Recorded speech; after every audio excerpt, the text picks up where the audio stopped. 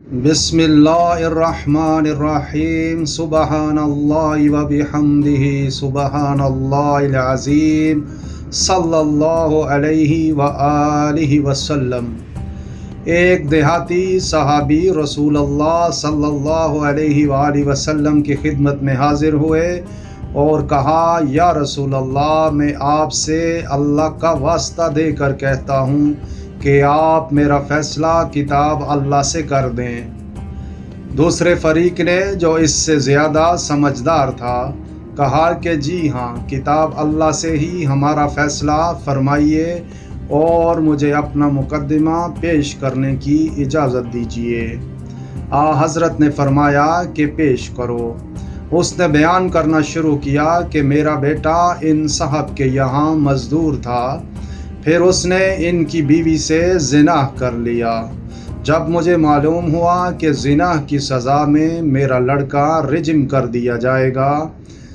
رجم ایک عربی اصطلاح ہے جس کے معنی پتھر پھینکنے کے آتے ہیں، اور اس اصطلاح سے مراد ایک ایسی سزا کی لی جاتی ہے جس میں جرم کے مرتکب اشخاص کا دھڑ زمین میں گاڑ کر ان پر پتھر برسائے جائیں یہاں تک کہ موت واقع ہو جائے۔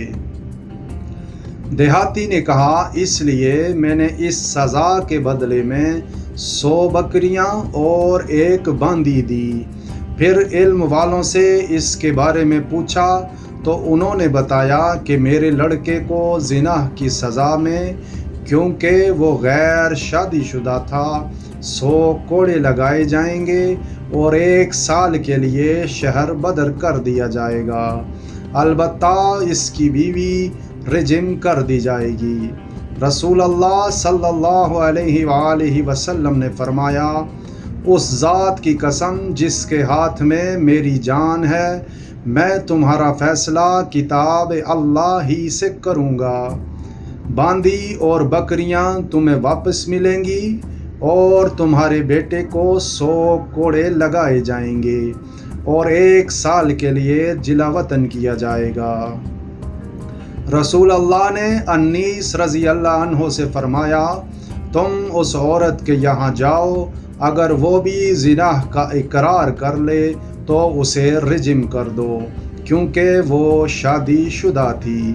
بیان کیا کہ انیس رضی اللہ عنہ اس عورت کے یہاں گئے اور اس نے اقرار کر لیا، اس لیے رسول اللہ صلی اللہ علیہ وآلہ وسلم کے حکم سے وہ رجم کی گئی۔ اللہ کریم ہم سب کو اس گناہ سے محفوظ رکھے، آمین یا رب العالمین۔ جزاک اللہ خیر۔